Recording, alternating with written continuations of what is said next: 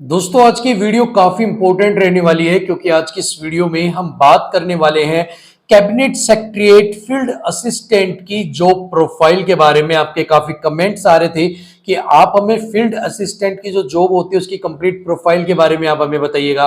साथ में जॉब कैसी है, इसके अंदर प्रमोशंस कैसे हैं, इंटरव्यू के लिए भी कुछ जो कैंडिडेट्स है उनके जो है कमेंट्स आ रहे थे कि मेरा जो है इसमें मेरा इंटरव्यू अब आने वाला है, इसके लिए मेरा सिलेक्शन हुआ है। आप मेरे को इसके लिए एक बार ये बताइए कि इंटरव्यू में क्या कुछ पूछा जाता है, किस तरह के क्वेश्चंस पूछे जाते हैं, उसके ऊपर भी हम बात करने वाले हैं। साथ में आपको हम बताने वाले हैं कि आप कैसे एक रॉ ऑफिसर बन सकते हैं। आपने फिल्मों में बहुत बार देखा होगा, रॉ एजेंट्स को देखा होगा। सो आज इस वीडियो में आपको पता लग जाएगा कि आप कैसे रॉ ऑफिसर बन सकते हैं, रॉ एजेंट बन सकते हैं। सो काफी इंपॉर्टेंट वीडियो है, वीडियो के अंत तक आप जरूर देखिएगा। सो चलिए स्टार्ट करते हैं। सो सबसे पहले हम यहाँ पर बात करने वाले हैं वैकेंसी टाइप के बारे में कि ये जो वैकेंसी है, जो फील्ड असिस्टेंट की वैकेंसी है, ये आउट कैसे होती है, इनके अंदर आपकी जो वैकेंसीज है वो कैसे निकाली जाती हैं, आपकी जॉब इन पर कैसे लगती है। तो देखिए यहाँ पर दो तरीके से आपकी वैकेंसीज आउट की जाती हैं। आपकी होती है, फर्स्ट होती है डायरेक्ट रिक्रूटमेंट और सेकंड होती है डिपार्टमेंटल वैकेंसीज। अब आप इन चीजों को समझिएगा। डायरेक्ट रिक्रूटमेंट क्या होती है? ये जो डायरेक्ट रिक्रूटमेंट होती है ना, ये यहाँ पर आपका होता है 90%। ठीक है, 90% आपको डायरेक्ट रिक्रूट किया जाता है। डिपार्टमेंटल वैकेंसी निकाली जाती है 10%।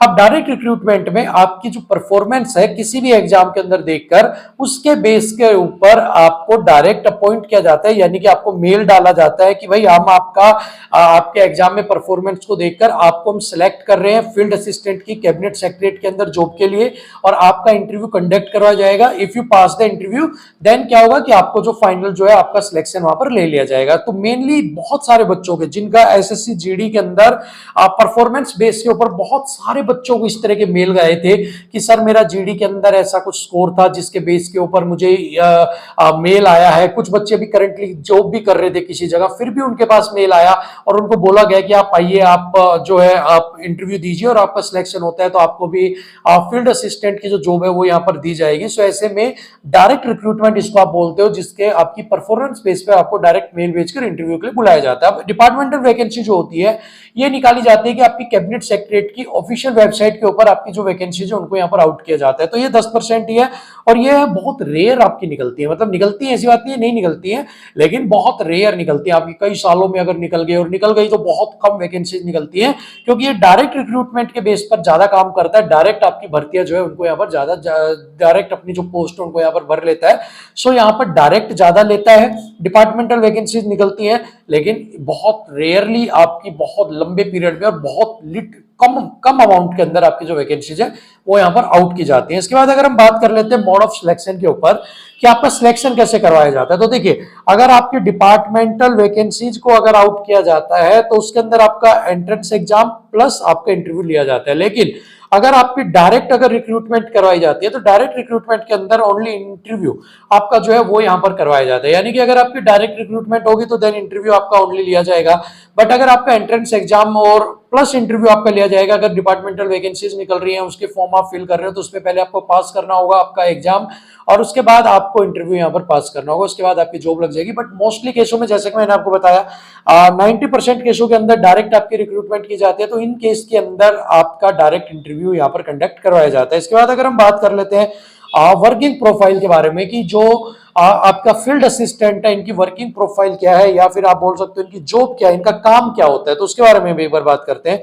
तो देखिए यहाँ पर इनके मेनली 7-8 तरह के काम होते हैं। जैसे कि लाइजन आपका हो गया कि आपके जो डिफरेंट जो डिपार्टमेंट्स हो गए, डिफरेंट जो लोग हो गए, उनके बीच में लाइसेंस यानी कि एक रिश्ता बनाना, ताकि एक आपस में उनसे जो सूचनाएं हैं उनका आदान प्रदान हो सके। एनालिसिस यानी कि जो आपको जो टास्क दिए जाते हैं, जो आपको कोई काम दिया जाता है उसका एनालिसिस करना, आपको कोई सिचुएशन है उसका एनालिसिस यहाँ पर करना, तो एनालिसिस का भी काम आपका ही होता है। इसके अलावा रिपोर्टिंग का काम कि आपको कोई काम दिया जाता है उसका आप उसको एनालिसिस करते हैं, उसके बाद उसकी इंफॉर्मेशन गैदर करते हैं और जो उसकी रिपोर्टिंग है वो आपको करनी होती है। ठीक है, उसके बाद सर्विलेंस का काम भी आपका होता है। सुरक्षा के लिए सर्विलेंस, कहाँ क्या हो रहा है, कहाँ कुछ क्या नहीं हो रहा है, पब्लिक सुरक्षा में क्या कुछ हो रहा है, देश की सुरक्षा में क्या हो रहा है, तो सर्विलेंस का काम भी आपका होता है। उसके अलावा डेटा कलेक्शन, आप जानते हैं डेटा को कलेक्ट करना होगा, डिफरेंट इंफॉर्मेशन को कलेक्ट करना होता है। कम्युनिकेशन, डिफरेंट सोर्स चैनल्स के बीच में कम्युनिकेशन का एक मीडियम आपको बनना होता है। कवर आइडेंटिटीज, आपकी जो आइडेंटिटीज है उनको यहाँ पर कवर करना होता है कि आपको अपनी जो आप मिशन को कंप्लीट करने होते हैं, बहुत सारी अपनी जो आइडेंटिटीज है उनको यहाँ पर छुपाना होता है, तो जो कवर आइडेंटिटीज होती है वो भी आपकी प्रोफाइल के अंदर ही आती है। उसके बाद जो है कवर्ट ऑपरेशंस आपके होते हैं कि आपको कुछ खुफिया मिशंस चलाने होते हैं, जो कुछ ऑपरेशन चलाने होते हैं, वो भी सब कुछ काम आपके होते हैं, वो भी आपको ही करने पड़ते हैं। इनके अलावा आपके जो सीनियर होते हैं, ठीक है, आप उनको असिस्ट करते हैं, यानी कि आप उनकी हेल्प करते हैं। आपको अगर वो कोई भी काम देते हैं, यानी कि टेक्निकल काम भी आपको यहाँ पर देखना होता है, टेक्निकल के अलावा ऑफिशियल काम, डॉक्यूमेंट्स का काम भी आपको देखना होता है। इसके अलावा और भी बहुत सारे ऐसे काम है जो आपके ऑफिसर्स जो है वो आपको अलॉट करते हैं, वो सारे काम भी आपको यहाँ पर करने होते हैं। तो कुल मिलाकर 13-14 तरह के इस तरह के काम है जो आपको वहां पर करने होते हैं। ये होती है आपकी जॉब प्रोफाइल। इसके बाद अगर हम बात करते हैं आपके वर्किंग प्रोफाइल क्या होती है, तो देखिए अब पोस्टिंग लोकेशन क्या कुछ होगी। पोस्टिंग लोकेशन आपकी ऑल इंडिया के अंदर होती है, जरूरी नहीं है कि दिल्ली के अंदर ही आपकी होती है। अगर आप आपकी डायरेक्ट रिक्रूट करते हैं तो कुछ टाइम बाद आपको फॉरेन में भी ये भेज सकते हैं। इसके अलावा पे लेवल की बात करते हैं तो 60,000 पर मंथ के लगभग आपका पे स्केल होता है। 12th पास इसके अंदर जो डिग्री है वो यहाँ पर आपकी मानी जाती है। एक्स्ट्रा पक्ष की अगर हम बात करते हैं तो आपको फॉरेन में, अगर आप विदेश में जाते हो, यानी कि अगर आप 10 साल की नौकरी होती है और इसके अंदर अगर आपको भेज दिया जाता है फॉरेन के अंदर 3 साल के लिए, तो आपका जो 60 जो होता है ना आपका, इसका आपको जो लगभग जो है एक्स्ट्रा 5 गुना या 6 गुना आपको सैलरी दी जाती है, यानी कि आपकी 6 का आप मान के चलिए 5 5.5 यानी कि 3.5 लाख आपका हो जाता है। इतनी सैलरी आपको यहाँ पर दी जाती है। इसके अलावा जो है आपकी जॉब टाइप जो होती है ये परमानेंट आपकी होती है।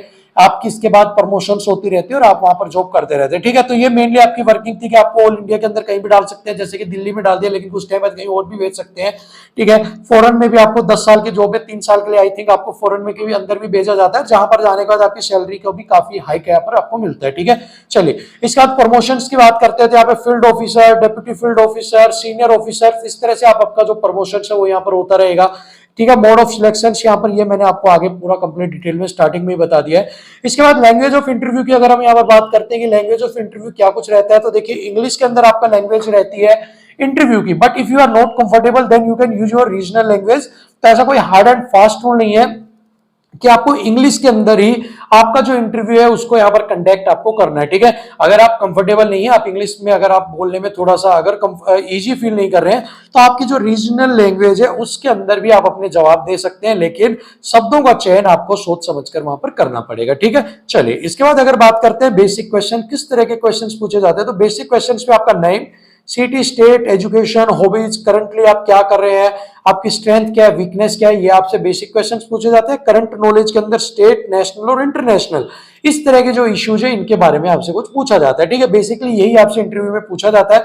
अगर मैं बात करता हूं कि आपसे कुछ बेसिक क्वेश्चंस के बारे में कि आपका जो इंटरव्यू होता है उसमें किस तरह के क्वेश्चंस पूछे जाते हैं, तो देखिए tell me something about yourself, अपने बारे में कुछ बताइए, जो बेसिक क्वेश्चंस पूछते हैं। व्हाट आर योर हॉबीज, आपकी हॉबीज क्या है। What do you want, why do you want to join this job, कि आप ये जॉब क्यों करना चाहते हैं। बहुत अच्छा सवाल है और मोस्टली ये आपसे जरूरी नहीं आप फील्ड असिस्टेंट के में जाएं, आप किसी भी अगर आप जॉब प्रोफाइल में जाएंगे आपसे वहां पर ये पूछते हैं कि are you fit for this job, why do you want to join this job, या आप इस ऑर्गेनाइजेशन को, इस जॉब को आप क्यों करना चाहते हैं। तो इस तरह के क्वेश्चन तो आप ज्वाइन कर ही लीजिएगा, ये आपसे जरूर पूछा जाता है। Tell me something about your family, tell me something about your friends, tell me something about your state, tell me something about your locality. तो इस तरह के जो कॉमन क्वेश्चन है वो आपसे पूछे जाते हैं। सबसे पहले बेसिक जोर जो होता है वो इन्हीं के ऊपर होता है, उसके बाद कुछ आपसे करंट के डोमेस्टिक हो गए, उसके बाद स्टेट वाइज आपके हो गए हैं, नेशनल इश्यूज हो गए, इंटरनेशनल इश्यूज हो गए, इनके बारे में आपसे यहाँ पर पूछा जाता है, ठीक है। सो बेसिकली यही वो चीजें हैं जिनके बारे में आपसे यहाँ पर पूछा जाता है, ठीक है। अब इनके बाद जो है आप अगर ये सारी चीजें अगर आप तैयारी करके जाते हैं तो आई थिंक कि आपको किसी भी तरह की कोई दिक्कत नहीं आएगी कि आपको जॉब लेने में या इंटरव्यू क्रैक करने में कोई दिक्कत आ रही है। बेसिक सी चीजें आपसे यहाँ पर पूछे जाएंगी। अब क्या है पूरा फील्ड असिस्टेंट, कैसे क्या कुछ आप रॉ ऑफिसर बन सकते हैं, कैसे जॉब प्रोफाइल्स होती है, सैलरी क्या होती है, जॉब लोकेशन क्या होती है, इंटरव्यू में क्या कुछ होता है, कंप्लीट डिटेल्स आपके साथ मैंने शेयर कर दिया। होप सो आपके लिए वीडियो इन्फॉर्मेटिव रही होगी, और अगर ये वीडियो आपके लिए इन्फॉर्मेटिव रही है तो एक लाइक तो बनता है, साथ में ही चैनल को सब्सक्राइब कर लीजिए, बेल आइकन को प्रेस कर लीजिए। और अगर आप किसी और वीडियो के ऊपर भी, अगर आपको ऐसी वीडियो चाहिए किसी और जॉब लोकेशंस के ऊपर या किसी जॉब प्रोफाइल्स के ऊपर, तो आप मुझे कमेंट बॉक्स के अंदर जरूर बताइएगा। सो मिलेंगे आपसे अगली वीडियो में, तब तक के लिए मुझे इजाजत दीजिएगा। थैंक यू सो मच, नमस्कार।